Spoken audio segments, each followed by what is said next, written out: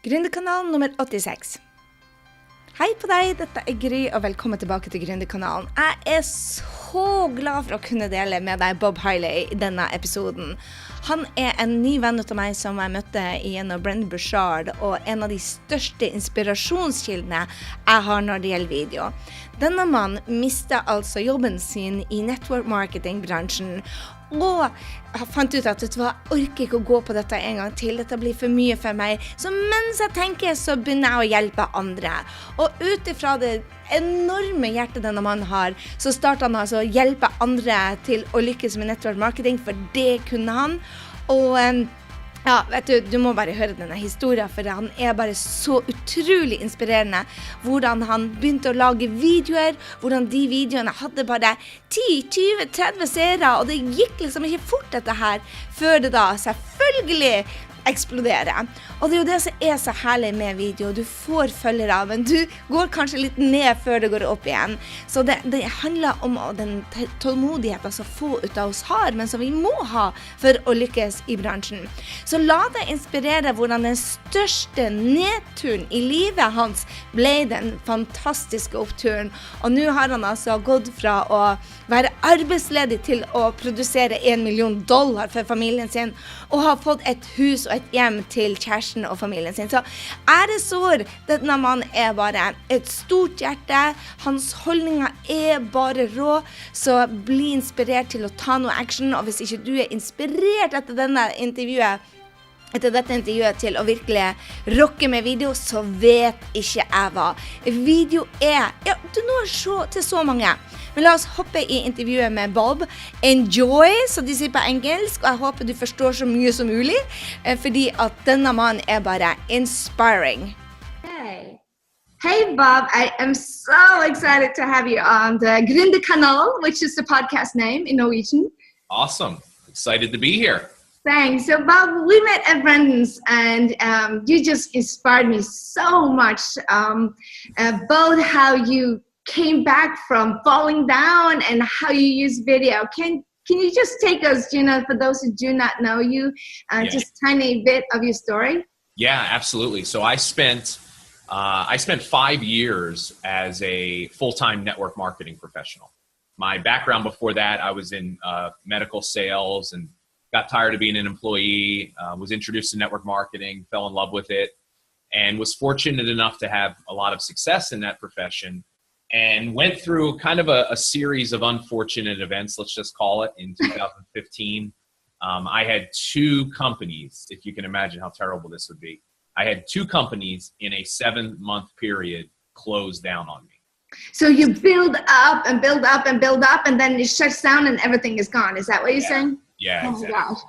And, and so I found myself, it was August of 2015. I had just recently gotten engaged, had this big wedding that we were going to have to pay for, and really was kind of at rock bottom. I didn't know what I was going to do. And I've always had this kind of, one of the things that I've always loved the most is teaching. And that was kind of the thing in my network marketing business that I enjoyed doing the most, was teaching other people and developing people. But it was frustrating for me because a lot of times I would be teaching people information and they wouldn't do anything with it. And sounds very familiar. Yeah, so I actually, it's interesting the way things happen.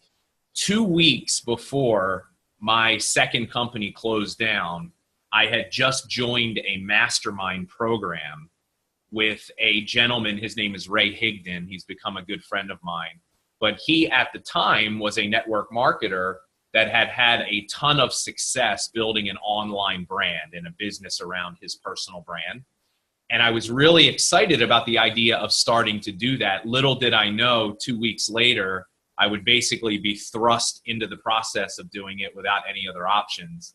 And but it was because I was in that community of people, and I had him as an example of what was possible. It gave me the inspiration and the faith that maybe I could make this work. Wow. So I literally woke up on a Monday morning. This was right around the time that Periscope was starting to get popular.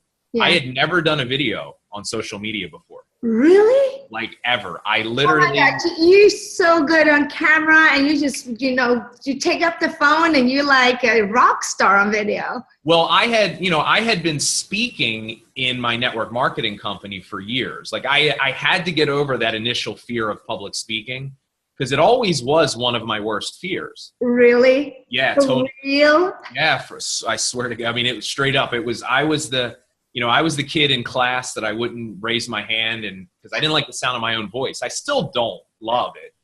I'm introverted. Yeah. I'm introverted by nature.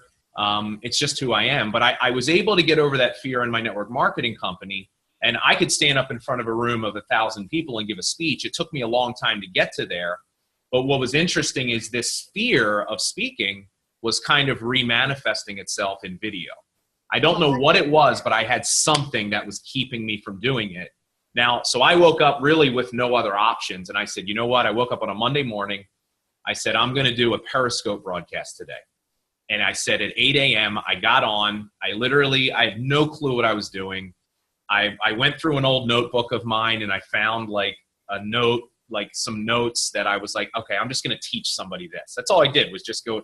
I hit broadcast. There were like 5 people on there. I gave them a 5-minute training. And I said at the end of the training, I said, listen, I'm going to be here every day for the next 30 days. If you want to join me, hopefully I can give you something that can motivate and inspire you. I couldn't even figure out how to turn it off. I'm like fumbling around on the camera. I look like an idiot, right? And I finished that broadcast and I had like a major anxiety attack because I realized I have to do that 29 more times. Oh my gosh. But it was because I committed, I put it out there. Now I felt like I had to do it. Yeah. And the other side of it was when I looked at, I didn't know what I was going to do. So I just literally poured myself into doing these morning little shows, generic training every day. And at the end of 30 days, I started to notice that people were starting to pay attention and they were commenting. And I saw these little signs that I was on the right track.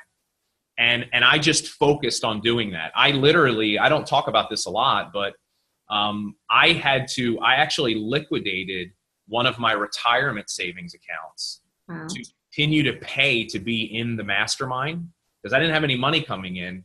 I started a website. I started a podcast. I had no clue what I was doing. I just taught all this stuff to myself. And I had this faith that if I put enough value into the world and I showed up every day, that I could eventually somehow that would turn into a business for me. I just didn't know when or how. And then finally in December, I started to get the sense that it was the time for me to sell something. And in January, I offered this live webinar. I'd never done a webinar before. But can I break? So in August you started and you gave for free for August, September, October, November, 5 months. You came on literally almost every day? I did a video every day for almost 6 months without making $1. Oh my gosh. And that's not a business plan I recommend people to follow. I do agree on that one. I didn't have anything to sell people. I just didn't know any better. I was just so focused on trying to give to people. Yeah. Because my philosophy always is if you give enough, you'll never have to worry about getting in return. I wanted to try to make my free training better than what people had ever bought before. And now my wife at the time thought I was crazy though, because what I was doing is I would, like, if you came into one of my videos or maybe you sent me a message and you said, hey, I've been watching your training, and I was teaching a lot of network marketers. Mm-hmm. So I would have these leaders that would say, hey, I've been sharing your trainings with my team. And whenever that happened, I would go out of my way to try to make a connection with that person. I'd say, hey, let's jump on the phone. Let's get to know you. I would coach them for free. I would say, hey, what if I do a call for your team or a webinar? I mean, I was doing 2, 3, 4 free calls, free webinars every week. My wife thought I was crazy. She's like, you have to start charging for this, which in retrospect, it probably would have been good for me to have something they could buy. But here's how it came full circle. In January, I did a webinar. It was a $27 webinar. So Ray, my coach, he said, look, before you sell them the big ticket item, just sell them something smaller so they can get used to buying from you. So I came up with this idea for a Facebook webinar. It was going to be building your business with Facebook, teaching them basic stuff, $27, and then like a couple of days before it was going to go up to $47. And now I was scared out of my mind because I didn't even know if anybody was going to buy it because I had never sold anything.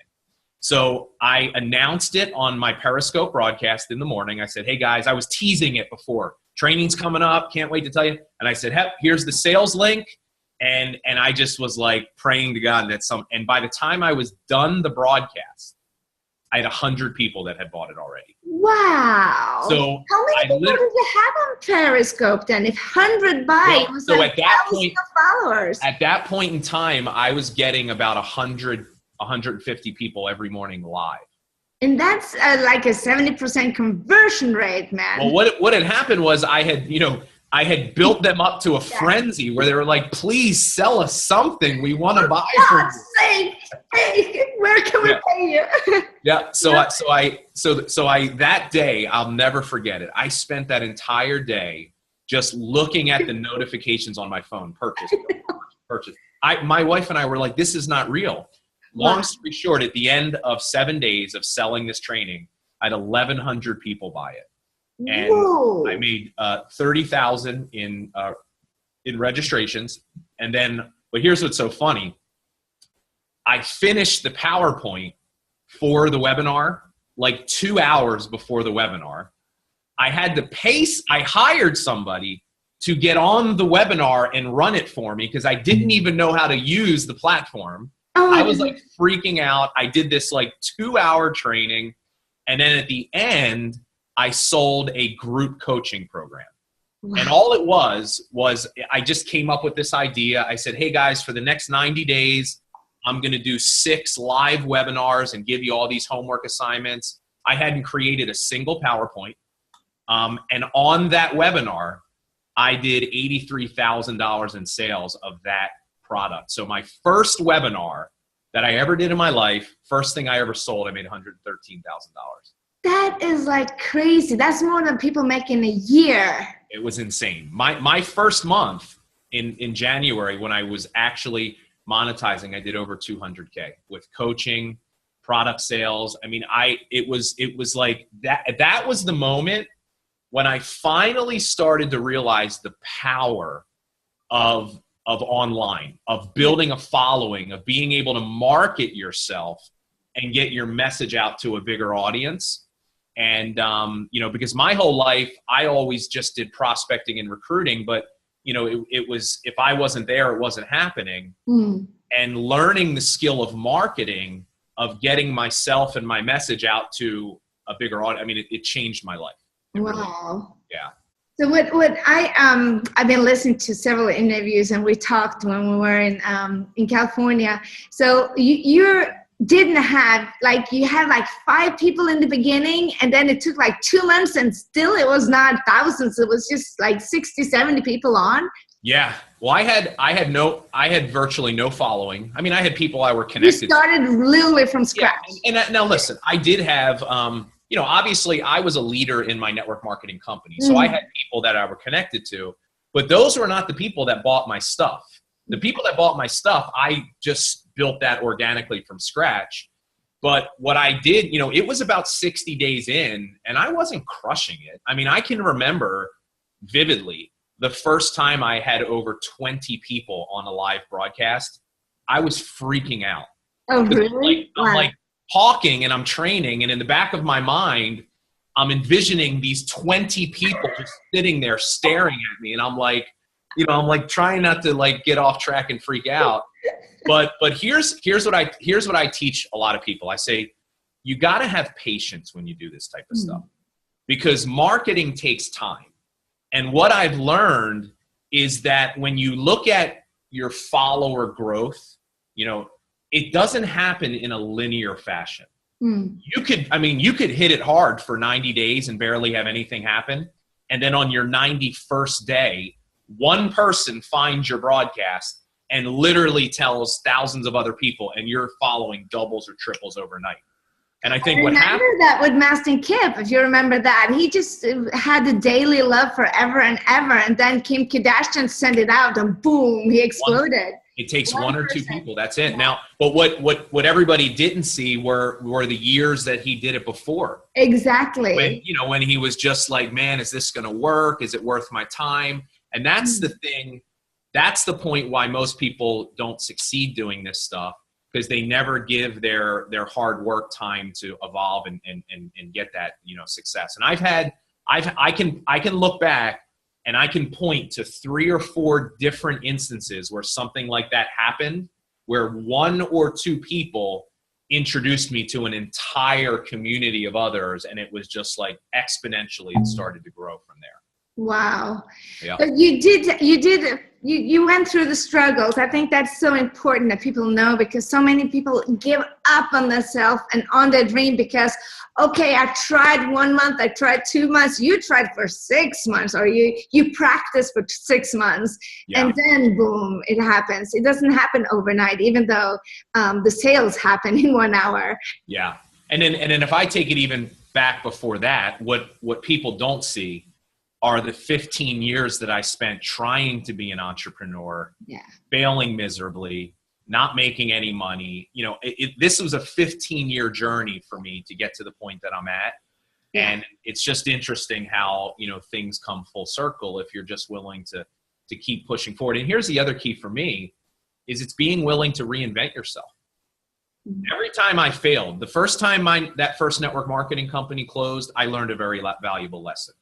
The second time that one closed, I learned and every time I had a failure, I learned, I made a change, and in the last time I had to completely reinvent myself, but it was my willingness to do that. And I'm an action taker too. Yeah. And a maximizer. Yeah. There's no shortage of strategies. Every single person has every strategy they would ever need to do this. The question is, are you going to put them to work, and are you going to give them time for it to actually take, to create results for you?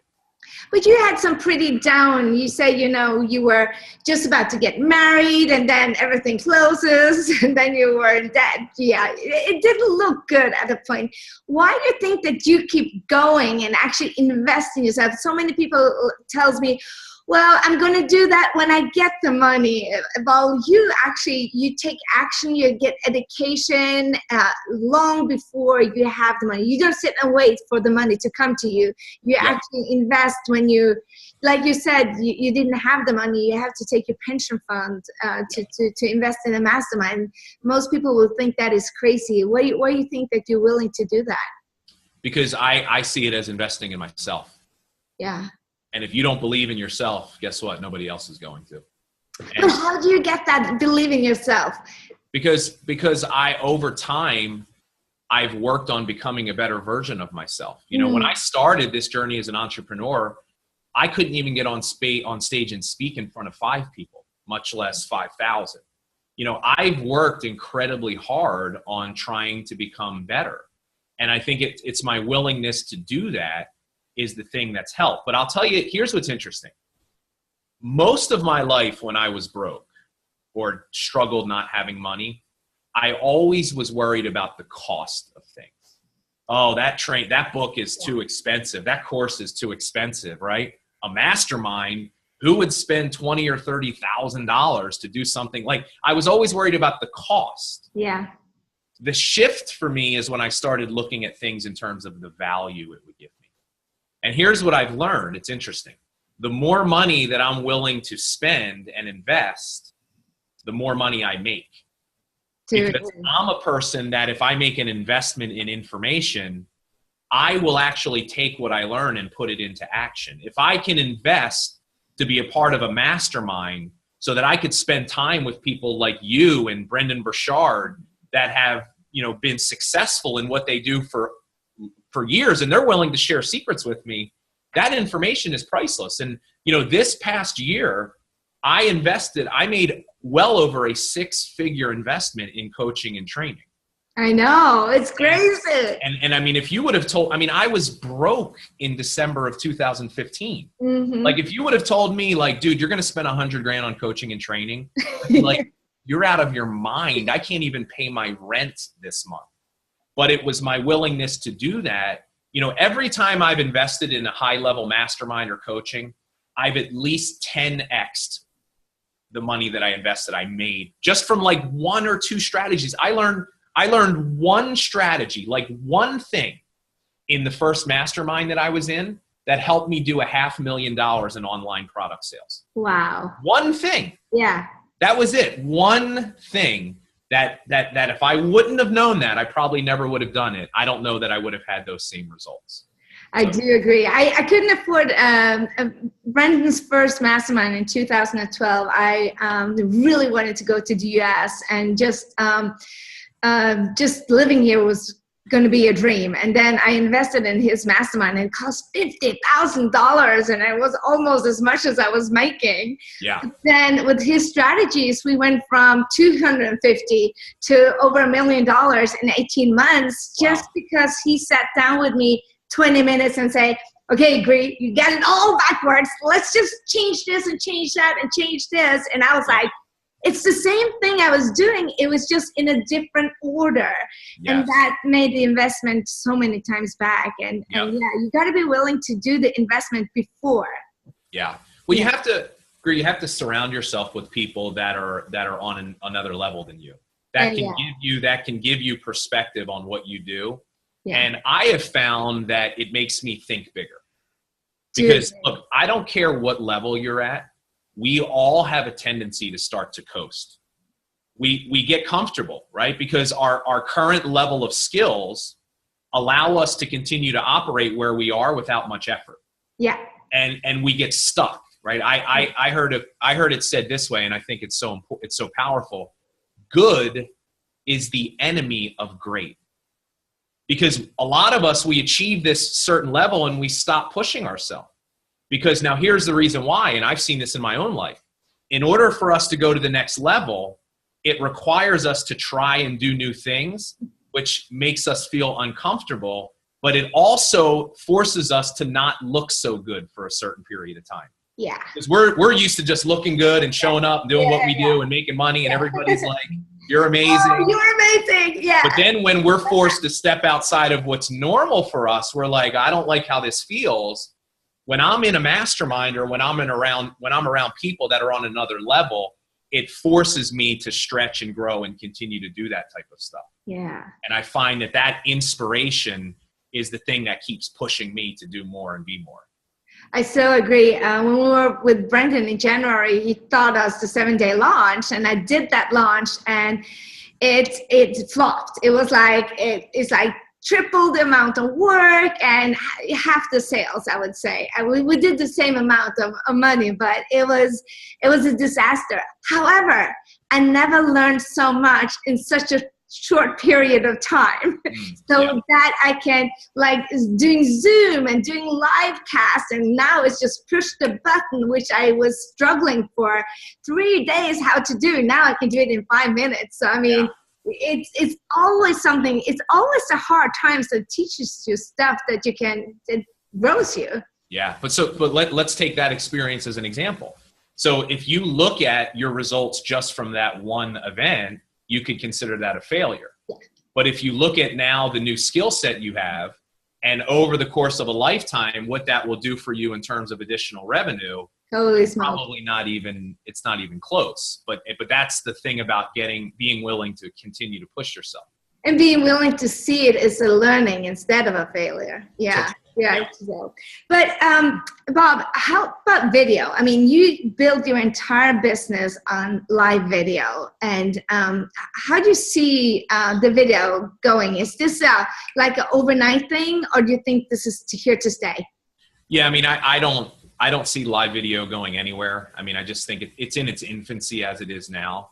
I mean, I think if we look at 5-10 years from now, I think what we know as live video, we're going to be looking at this like it's literally like a black and white television. Yeah. Like when you think about virtual reality and VR and what that's going to be able to do, I mean, I don't even think that we can comprehend where technology is going to be. But here's what I do know. There has never been a better tool ever in history for someone who is looking to market themselves or some sort of a product or service than live video. Because what live video allows you to do is make a connection with people in a way that you can't do through email. You can't even do through recorded video because it's live. Yeah. And why I think it's so powerful is we all as humans, we have like, we can sense if we like someone. Like we can spend a couple of minutes with, like you've been with that person when you're like this dude, he's like slimy, like, they're like real shifty and they won't make eye contact. Yeah. You're just like, I don't like that person. Yeah. But you can hide that behind an email or even a recorded video. Yeah. But on a live video, you can't. See, the people that can do that, they get paid millions of dollars. They're called actors. Hollywood pays those people a lot of money to be able to fake somebody that they're not. We can't do that as normal people. So if I spend 5 minutes with you on a live video, I know if I like you or not. Yeah. And if you can consistently show up for people, giving them value, entertaining them, it allows you to build something that I call, like we've all heard, you know, in sales, know, like, and trust is important. If you can get someone to know you, they like you, they trust you. Well, live video allows you to build something even more powerful. It allows you to build know, love, and trust. And what's interesting is if I look at my following, I've built a following of people that love me. Like literally every morning they're with me. Their kids know my names. Wow. I've had 2 or 3 people tell me their baby's first name was Bob. Oh, that's so cute. They feel like they've known me their whole life. Yeah. And it's because of my willingness to do this. Now, here's an interesting thing about the word love. You know, so let's use our family as an example. We love our parents because they loved us first. My audience loves me because I love them first. And I think that in order for you to be really successful doing something like this, you have to have a deep down caring and passion for helping other people. See, I am more focused on the value that I can give others, and I'm more generous with my time, right? Without even thinking of money, because I genuinely am passionate about helping other people create results in their life. And because I show up that way every single day, I've built a bond and a level of trust with people that I don't know how else I could have done that. And that's why they show up. They buy everything that I sell. You know, I did $1 million in 11 months, in my first 11 months. Crazy. I went from being broke to 11 months later making $1 million because of a little 5 and 10 minute video that I did on Periscope starting in August of 2015. That's amazing. So what would do you still do Periscope or do you do Facebook Live? I do. I still do Periscope just because I kind of have a soft spot for it because that's where I started. Yeah. And I still get over 100 people every morning that will watch my Periscope. Cool. But the Periscope numbers have went down significantly. Yeah. I mean, at its peak, I was getting between 300 and 500 every single morning on Periscope. Wow. So what I do is I've really shifted my focus to my Facebook business page. So I do a dual broadcast every morning. I'll have my Periscope here on one phone and I got my Facebook Live on the other. And then I just kind of go back and forth and I talk to people and I chat. Wow. And, but if I was starting out today, I would just be focused on Facebook Live. So for new people then, if they go Facebook Live, how do they sell? Because so many people ask me this. Well, the Facebook doesn't like sales. How do you sell on Facebook when they don't like sales? Because Facebook is a social platform. It's not a security platform. Yeah. So, and you're the expert on this. How do you do the sales? How do you do $1 million on video when you're actually not selling on Facebook or Periscope? So when I do have a launch or something, I do promote. But I earned the right to promote because 98% of my stuff is free and I'm not selling. Yeah. So here's how this works in the beginning. The selling happens behind the scenes. See, if you're creating great video content, what's going to happen is you're going to start to get attention. people are going to start watching your videos and liking and commenting and sharing. Every single one of those likes, comments, and shares is an opportunity for you to reach out, send a message. Hey, Gry, thanks for liking my video. How have you been? What's new? So what a lot of people didn't see is that I do this simple little 5-10 minute video, but what they didn't see were the dozens of messages that I was sending every day behind the scenes. So my selling was happening in my one-on-one conversations through Messenger, right? That's where the hustle starts to come in. So I very rarely sell in a video. The other thing that I'll do is this. I'll have, simple calls to action where, like, let's say that you're marketing. Let's say you were in a network marketing company and you were selling a skincare product. And you don't want to just, hey, buy my skincare product. It's great. Nobody's going to watch that video. But so if you focus on teaching, see, teaching is selling. Yeah. If I teach you long enough in a certain area, you'll buy whatever I tell you to buy because you're looking at me as an authority. Yeah. So let's say I had a skincare, I wanted to sell you a sunscreen. I would do a video teaching you about the importance of sunscreen and why the sun damages your skin. And I would never mention my product, but at the end of the video, I would say, hey guys, listen, if you don't have a product that you absolutely love, shoot me a message and I can make some recommendations for you. Awesome. That video would sell product. Yeah. Because of course, somebody's going to say, hey, what do you use?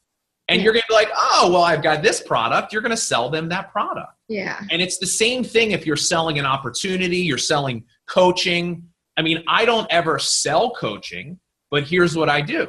I mention coaching. So I'll shoot a video. I'll say, hey, I just got off the phone with one of my private coaching clients. We had this amazing discussion about social media. I wanted to share with you what we talked about. Yeah. Every time I do a video like that, what do you think happens? They want to coaching with Somebody messages me, how much is your coaching? You do coaching? So you do these subtle sells, right? Gary V. Gary V, yeah. It's, he wrote the book, Jab, Jab, Jab, Right Hook. If you're leading with value, and that's the majority of what you do, and people are paying attention, they know, love, and trust you, you can throw the right hook. You can sell. They're gonna buy from you if you give them something that can help them. Awesome. This has been such a pleasure, Bob. Is there anything I didn't ask you that you want to share with the audience? Yeah, I would just say this one other thing, because I want to address kind of the elephant in the room, which is fear. Most of your audience, if they're not, they know they should be doing video. They see other people crushing it with it, but they're not doing it for a number of reasons. It's mostly fear. It's fear of, what are other people going to think of me? It's fear of, do I really have what it takes who am I to try to teach someone? I'm not even really that successful yet. I'm not an expert the way that Gry is or the way that Brendan Burchard is. So they don't think they can do it. Let me tell you something that I've learned about teaching. Your credibility and your success have nothing to do with your ability to teach. See, if I have a video, if I share a video with like a tip on, let's say, prospecting. Hey, I just watched this training and I wanted to share with you something I learned about prospecting, and I give you a script, let's just say. Even if that hasn't worked for me before, you watch my video and you use that script and it helps you recruit someone, you don't care how successful I am because I gave you something that can help you. So at the end of the day, here's what matters.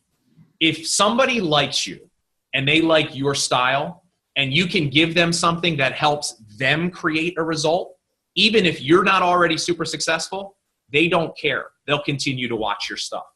And the fastest way for you to be successful is to start teaching other people. So put yourself out there and you will be amazed at what will start to happen. This is so good. This is so good. So you don't have to be that freaking expert. Like, just give your perspective. Yep, not at all. You just have to be willing to put it out there, and I think you'll be pretty excited by what you see start to happen. Wow. You are such a rock star, Bob. Thank you so much. I'm so excited to see you. And you're coming in April, right? Yeah, I'll be there. May, actually, right? Is it May? I thought Yeah, it was April. yeah. Oh, well, okay. Yeah, I'll be there. Yes. April, May, I'll be there whenever it is. Okay. Thank you so, so much. Okay. Det var altså Bob Heilig. Vet du hva? Det tid for at du også begynner å markedsføre deg med videoer. Det så mange du kan hjelpe der ute, og hørte du det han sa om det om å være til hjelp? Det ikke salg hvis du hjelper, hvis du underviser, hvis du tar det du kan i dag og bygger på det på nett, på video, så når du så utrolig mange. Så bli inspirert til å hoppe på en Facebook Live i dag, del med dine fans hvordan du har løst en eller annen utfordring, og så bygger du videre på det. Og så ses vi da i neste uke av Gründerkanalen. Blir så utrolig takknemlig hvis du tar deg tid til å legge en review, en tilbakemelding på iTunes til oss. Hvis du lurer på hvordan du gjør det, så send meg en mail, så skal jeg hjelpe deg. Fordi at vi vil gjerne nå så veldig, veldig mange som mulig med Gründerkanalen, og jeg vet det folk som trenger oss, men akkurat nå så når vi ikke ut til så mange, så ta deg tid til å hjelpe oss med å legge en review. Og så ses vi da i neste uke. Hei så lenge!